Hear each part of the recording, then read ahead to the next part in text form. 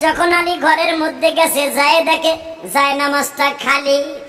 Direct হযরত আলীর একটা অভ্যাস ছিলেন, যায় নামাজে না পাইলে বাজান রান্না করে চলিয়া যাইতেন। যাইয়া দেখে এক বল কাপড় চোপড় ভিজাইছে ফাতেমা। আবার যে দেখে এক বল আটা খামিরের জন্য বাবা পানির মধ্যে দিছে, জল দিছে, জাইতুনের তেল দিছে, পরাটা বাজবে। আলী যে জিজ্ঞেস করলেন, ফাতেমা আজকে এতগুলা কাপড় চোপড় কেন বালতির মধ্যে ঢুকাইছো, বলের মধ্যে কেন লইছো, এতগুলা আটা কেন লইছো? আমি জানতে চাই গো ফাতেমা। ইফতারির টাইম তো রয়েছে আরো অনেক আগে, ইফতারির আগেই তো তুমি রুটি খামির করো, আটা খামির করো, আজকে কেন এত সকাল সকালে কামগুলা করতাছো? ফাতেমা চোখের পানি ঝেড়ে দিয়ে কাপড়ের আঁচল দিয়ে কাঁদে আর বলে, ও নবীর সাহাবী, একটা কথা বলতে বুকের মধ্যে আঘাত করতেছে, সেই কথাটা কি একটু বলেই ফেলো না? আমার শরীরটা ভালো না, মাজার ব্যথায় কয়েকদিন উঠতে পারি না, আজকে শরীরটা খুব ভালো লাগতেছে, এই জন্য কামগুলা কমপ্লিট করে থইয়া যাই। রোজা থাইকাই এত কাম করার দরকার নাই, আমি তোমার কামের মধ্যে অংশগ্রহণ করতে চাই। ফাতেমা বললেন, আর করতে হবে না। কেন? আমি জানতে চাই। ও নবীর সাহাবী হাসানের বাবা, আমি কয়েকটা কথা বলবো, দিলের কানে শুনবেন।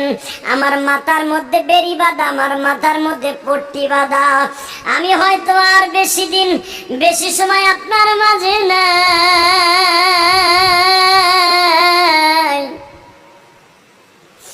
আলী ছোট বাচ্চার মতো খতখত করে কেঁদে দিলেন। তোমার কাছে কি কোনো ইলহাম আসছে? কারণ নবীর কাছে ওহী আসে, আল্লাহর ওয়ালাদের কাছে ইলহাম আসে, বলো তো তোমার কাছে কোনো খবর আসছে কিনা? ফাতেমা বলে, একটা স্বপ্নের কথা আপনারে বলি, আপনারে তাহাজ্জুদে উঠাইয়া দিয়া, তাহাজ্জুদের আগে আমি একটা স্বপ্নে দেখেছিলাম। আমার বাবা বলছে, মা সেরে খাইয়া রোজা রাখছো গো মা, ইফতারি করবি আমার সাথে গো মা, ইফতারি করবি আমার সাথে। মনে হয় বুঝিয়ালন তাহলে কি? কারণ যারা মৃত্যুবরণ করবে তারা ইফতারি করবে একমাত্র রোজে মাহশারে। আমার আর দুনিয়ার ইফতারি নাই গো, আমি আমার বাবার সাথে মিলিত হয়ে যাব। আলীর আর বুঝতে বাকি নয়, আমার ফাতেমা চলিয়া যাইব।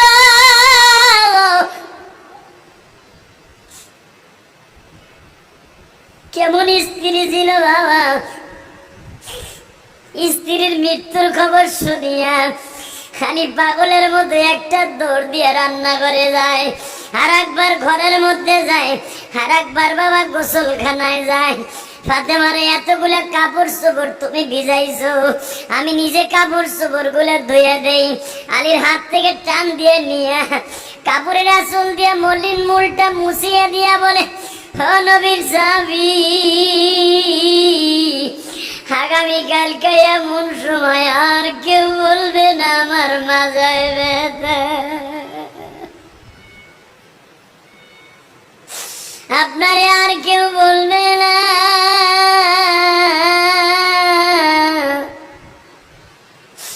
আমার ঘরের খাবার নাই, হাসান হুসাইনের দুধ নাই, হাসান হুসাইনের পরনে কাপড় নাই। বাজান, ওই দৃশ্যটা যে ওদিনকে কেমন হয়েছিল, দুনিয়ার কোন মুহাদ্দিস লেখা ঠিক থাকতে পারে নাই। কারণ জান্নাতের সর্দারিনী বিদায়ের দিনটা কত ভয়ঙ্কর, এটা আমি আপনাদের বুঝাইতে হবে না, আপনারা বুঝিয়া লইবেন। ফাতেমার দৃশ্য সেদিন কেমন হইতে পারে বাবা। এই আমার ভাইরা ভালো করে বুঝছো, ফাতেমার আলীর দৃশ্য কেমন ছিল আমি বুঝাইতে পারুম না গো বাবা। দুনিয়ার কোন মুহাদ্দিস কলম দিয়ে লিখতে পারে নাই। ফাতেমা যখন বললেন, আমার বাবার সাথে আমি আজকে ইফতারি করব, দুনিয়ার কোন জিনিস দিয়ে আমি আর ইফতারি করব না, খালি পাগলের মতো হয়ে গেলেন। ফাতেমা রে, আমি তোমারে কি দিলে খুশি হইবা? তুমি তো বাবার সাথে মিলিত হয়ে যাইবা, আমি আলীরে কার কাছে রাইখা যাইবা? বাজান রে, ফাতেমার ইন্তেকালের পরে হযরত আলী কাররামাল্লাহু ওয়াজহাহু অনেক দিন বেঁচে ছিলেন, আপনারা জানেন গো বাবা। ফাতেমা ফাতেমার জিন্দেগি আল্লাহ কেন মহিলাদের জন্য মডেল বানিয়ে দিয়েছেন। ফাতেমার অভ্যাস ছিলেন প্রতিদিন বেলালের আজানের সময়, তাহাজ্জুদের আজানের সময় ফাতেমা উঠতেন। তার আগে ফাতেমার অনেক কাজ ছিল, অনেক কাজ। এগুলা যারা বিবাহ করছেন তারা বুঝেন, অনেক কাজ মা ফাতেমার ছিলেন। এই কাজগুলা কমপ্লিট করার পরে উনি তাহাজ্জুদের টাইমে উঠতেন। শুধু উনি একাই উঠতেন না, আলী যেদিন উঠতে না পারতেন সেদিন আলীকে ফাতেমা নিজেই উঠাই দিতেন। কারণ পুরুষ মানুষ সারাদিন ক্লান্ত কাজ করছে, আর আলীর কাজ ছিল কুলির কাজ। কুলি, কুলি বুঝেন তো, শ্রমজীবী কাজ। আলী বড়লোক ছিলেন না, ওনার বাবা বড়লোক ছিলেন। আলী হিজরাতের পরে এমন সিস্টেম ছিল, হযরত আলী রাদিয়াল্লাহু তাআলা আনহু গুদামের গম মাথায় করে নামাইয়া যে পয়সা পাইতেন, এই পয়সা দিয়ে ওনার জীবিকা অর্জন করতেন। আর যেদিন কাজ না থাকতো ওদিন মদিনার পাথরটারে বুকের মধ্যে দিয়া যায় নামাজটা মাথার নিচে দিয়ে আলী সারা রাত নামাজ ছাড়া ঘুমাইতেন। এই ছিল আলীর জিন্দেগি।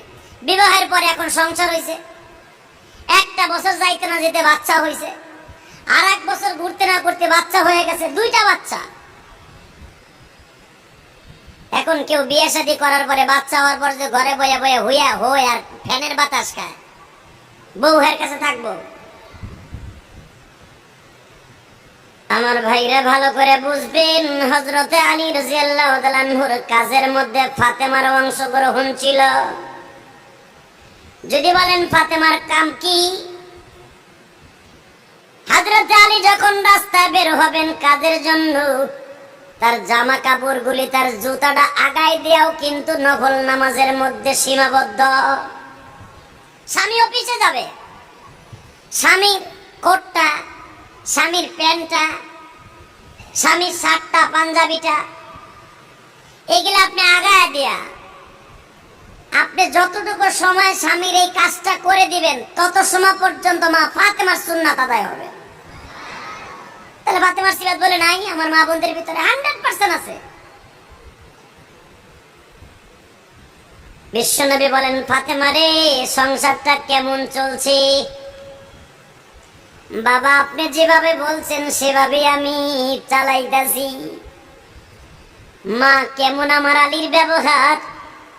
বাবা পৃথিবীতে সুন্দর স্বামীর দিক দিয়ে হলেন আপনি 1 নাম্বার, 2 নাম্বারে আমি ফাতেমার কাছে আমার স্বামী হলো 1 নাম্বার। মা তলে আমার আলীর ঘরে যে খাবার না, এটা কি তোমার একবার শিকায়েত করার জন্য আসে না? বাবা মোমেন কোনোদিন মহিলা পুরুষ কখনো খাবার জন্য দুনিয়ায় আসে নাই। মোমেন খাবার খাবে জান্নাতের মধ্যে, ঠিক না বেটি? মোমেনের আসল খাবার কোথায়? জান্নাতে। আমার নবী মুস্কি হেসে দিয়া বলে, মারে আমি তোর পরে শান্তি সুখী আছি, তোর পরে আমি বিশ্ব নবী অনেক রাজি আছি, রাদিয়াল্লাহু আনহুম। আমি যাদের পরে সন্তুষ্ট আমার আল্লাহ, আমি নবীও তাদের পরে সন্তুষ্ট। তাদের মধ্যে তোর নামটা আমি ঘোষণা করলাম। ফাতেমা বলে, বাবা তোমার রাজি খুশির জন্য আমি যত কষ্ট হোক রাজি আছি, কিন্তু বাবা গো একটা কথার উত্তর দিবানি, কিয়ামতের মাঠে আমি তোমার গাড়িতে জান্নাতে থাকতে পারুমনি। আমার বিশ্বনবী বলে, মারে তোমার আমল যদি সঠিক হয় আমার সাথে জান্নাতে থাকবা, কিন্তু আমল যদি অসুন্দর হয় তুমি আমার সাথে যেতে পারবা না। আর আমাদের দেশে দেখবেন কতজনে কত রকম কথা কয়, কয় আমার পীর বাবা আমারে জান্নাতে লয়ে যাবে, বলে কি বলে না? পীর ধরছে কি জাহান্নামে যাওয়ার জন্য? আরে ভাই অনেক পীর আছে, ও আগে যাবে জাহান্নামে, তাহলে আপনারা দিবে কোন সময় জান্নাত? কথা বলেন না কেন? যেই পীরের দাড়ি নাই, নামাজ পড়ে না, হারাম হারাম তমিজ নাই, ও কেমনে জান্নাতে যাইব? ও নামাজ পড়ে না, ওর মুরিদরাও নামাজ পড়ে না। হালাকা আমার বিশ্বনবী বলছে, ফাতেমা আমল যদি সুন্দর হয় আমার সাথে জান্নাতে যাইবা, যদি আমল অসুন্দর হয় আমি নবী পারুম না তোমার নিয়ে যাইতে। সুবহানাল্লাহ বিহামদিহি। ফাতেমার জিন্দেগি চললো এইভাবে। বিবাহের ৮ বছরের মাথায় বিশ্বনবী বিদায়। ৮ বছর শুরু হয় নাই, বিশ্বনবী বিদায়। বিশ্বনবীর বিদায়ের সময় আপনারা জানেন ৬ মাসের ডিস্টেন্সে ফাতেমার মৃত্যু। ৬ মাস শেষ, ৭ মাস যখন পড়ছে বিশ্বনবী ফাতেমাকে বিদায় দিয়ে যাচ্ছে। রবিউল আউয়াল মাসে বিশ্বনবী বিদায় নিলেন। হিসাব করেন, রবিউল আউয়াল মাসে বিশ্বনবী বিদায় নিলে 7 মাস হিসাব করেন কয় মাস হয়? রবিউল আউয়াল, রবিউল উখরা, রজব, শাবান, রমজান। কেউ বলেন 5 মাস, কেউ বলেন 7 মাস, কেউ বলেন 6 মাস। তাই যদি রবিউল আউয়াল মাস সহ ধরেন তাহলে হয় 6 মাস, 5 মাস শেষ। কথা ঠিক না বেটে? তো 6 মাসের মাথায় যদি মা ফাতেমা মৃত্যুবরণ করে, তার মৃত্যু হয় রমজান মাসে। কোন মাসে হয়? রমজান মাসে। রমজান মাস ফাতেমা রোজা রেখেছেন, স্বামী স্ত্রী মিলে সেহরি খাইছেন রমজানের শেষ সময়। ইন দ্য মিন টাইমে ফাতেমা হযরত আলীকে ডাক দিয়ে বলেন, আপনি তাহাজ্জুদের জন্য রেডি হন। স্বামীরে সুন্দর করে নামাজের জন্য রেডি করাই দিয়া ফাতেমা জায়নামাজ বিছাইয়া অনেক কান্নাকাটি করছে। ফাতেমার আমল ছিল এইটা। আমার মা বোনদের কাছে আজকে খাবার টেবিলে যে কথাটা বলবেন, ফাতেমার আমল হলো, কারণ মহিলাদের জন্য জুমার নামাজ ওয়াজিব না, মহিলাদের জন্য বিশ্বনবী জুমার নামাজ রাখে নাই, তার জন্য অক্তিয়া নামাজ 4 রাকাত। পুরুষের জন্য জুমার নামাজ ওয়াজিব। এখানে ফাতেমা কি করতেন জুমার দিনে? জুমার দিনে ফাতেমা বিশ্বনবীর বয়ান, মা আয়েশার ঘরের পাশে এসে বিশ্বনবীর বয়ান শুনতেন। আয়েশার ঘরে বসে বাবার বয়ান শুনতেন। বাবার বয়ান শেষ, নবী আমার আধা ঘন্টা পৌনে 1 ঘন্টা বয়ান করতেন জুমার আগে। বয়ান করে বিশ্বনবীর বয়ানটাই হলো খুতবা। যেরকম সৌদি আরবে আপনারা যারা হজে গেছেন তারা দেখছেন, সৌদি আরবের কিন্তু আপনার আমার মতো খুতবা আলাদা একটা দেয় না, ওইটাই খুতবা। পুরো 1 ঘন্টা, আধা ঘন্টা, পৌনে 1 ঘন্টা খুতবা যাই দেয়, এইটাই তাদের খুতবা। অর্থাৎ তাদের এই যে মুখ দিয়ে বলে এইটাই তো আরবি, এইটাই তাদের খুতবা, এক্সট্রা কোনো খুতবা নাই। আমাদের দেশে আগে বাংলা বোঝানো হয়, এরপরে আরবিতে একটা খুতবা নামাজের আগে দেয়, কিন্তু সৌদি আরব এটা না। সৌদি আরব যতটুকু বলে এইটাই খুতবা, এটার পরেই নামাজে দাঁড়ায় যায়। ঠিক এটা হলো আমার বিশ্বনবীর সুন্নাত। সুবহানাল্লাহ বলেন। আমার নবীর কোয়ালিটিও এটা ছিলেন। আমার নবী যা বলতেন কোরআন হাদিস থেকে বলতেন, অর্থাৎ কোরআন বলতেন আর হাদিস তো নবীর কথা, নবী যেটা বলতেন ওইটাই হাদিস। তো ফাতেমাই বয়ানগুলো শুনতেন ঘরের পাশে বসে। আমি জানি ফাতেমার সিফাত অনেক মা বোনের আছে। জুমার দিন ইলিয়াস রহমান জিয়াদির বয়ান শোনার জন্য অনেক মসজিদের আশেপাশের বয়ান শোনার জন্য আমার মা বোনরা জানালার দরজা খুলে দিয়া, ঠাই খুলে দিয়ে মা বোনরা বসে থাকেন। যদি এই সিফাতটা কোনো মহিলার অন্তরে থাকে, সে ফাতেমার সাথে জান্নাতে যাবে। আর যদি জুমার বয়ান চলতেছে, মহিলা করতেছে, বাড়তাছে, ওয়াজও শুনতেছে না, ফাতেমার সুন্নাত আদায় হবে না। ওই যে রাস্তা দিয়ে ভ্যান চালক যেমনি বয়ান শুনলে যেরকম হইব, দোকানদার দোকানে বয়ে শুনলে যা হইব, এটা তার হইব। এটা বিশ্বনবী সেই সুন্নাত তরিকা হবে না, ফাতেমার তরিকায় মহিলাদের হবে না। ভালো করে বোঝার চেষ্টা করবেন। তো ফাতেমা মা আয়েশার ঘরে বসে বিশ্বনবীর বয়ান শুনতেন। নবীর বয়ান শেষ, নামাজে দাঁড়ায় যাবে, এই সময় ফাতেমা বের হয়ে যেতেন। আপনারা জানেন ফাতেমার বাড়িটা কোথায় ছিল? যে হযরতে আলী রাদিয়াল্লাহু তাআলার নামে যে মসজিদটা এখনো আছে জান্নাতুল বাকি কবরস্থানের পাশে, গেট নাম্বার 6, 5-6 মাঝখানে যে একটা মসজিদ আছে, মসজিদে আলী। এই আলী মসজিদ নামে এটাই ছিল ফাতেমার বাড়ি, এখন এটা মসজিদ। তো আমার ভাইরা, এই মসজিদের বাড়িতে হযরত আলী ফাতেমারে নিয়ে আসতেন। আবার সব সাহাবীরা যখন নামাজে দাঁড়ায় যেতেন, ফাতেমা চলে যেতেন বাড়িতে। বাড়িতে যাইবার পরে মহিলারা নামাজ কমপ্লিট করতেন, স্বামী যাইতেন, স্বামীর খেদমত আরম্ভ করে দিতেন। এটা ছিল ফাতেমার সুন্নাত। ঠিক সারাটা জীবন ফাতেমা এইভাবে কাটিয়েছেন মদিনা জিন্দেগি। মাক্কি জিন্দেগি ছোট ছিল না, আলাদা। মাক্কি জিন্দেগি আর মাদানী জিন্দেগির ফাতেমার এক না। মা ফাতেমা বলেন, আমার বাবা যত সময় পর্যন্ত বয়ান করতো, আমি ফাতেমা ঘরের দরজার জানালা খুলে দিয়ে, আয়েশার দরজা খুলে দিয়ে আমি আমার বাবার বয়ান শুনতাম। এবং আমার সাথে আমার মায়েরা, অর্থাৎ নবীর যে 9 জন বিবি একসাথে বেঁচে ছিলেন, 9 জন বিবি বিশ্ব নবীর জানালার দরজা খুলে দিয়া, নবীর পর্দার কাপড় ফেলে দিয়া নবীর বয়ান শুনতেন। মা ফাতেমা বলেন, আজকে আমি সকালে সকালে উঠছে, হযরত আলীকে তাহাজ্জুদের জন্য বের করে দিয়েছেন। আলী মসজিদে চলে আসছে, ফাতেমা জায়নামাজে বসা। ইন্ডিমিন টাইমে আলী আজকে খুব দ্রুত মসজিদের নবমীর আমল শেষ করে বাসায় চলে গেছে। কেন আগের থেকেই ফাতেমার শরীরটা ভালো না, রোজা রেখেছে, শরীরটা ভালো না, আগের থেকে অসুস্থ অসুস্থ ভাব।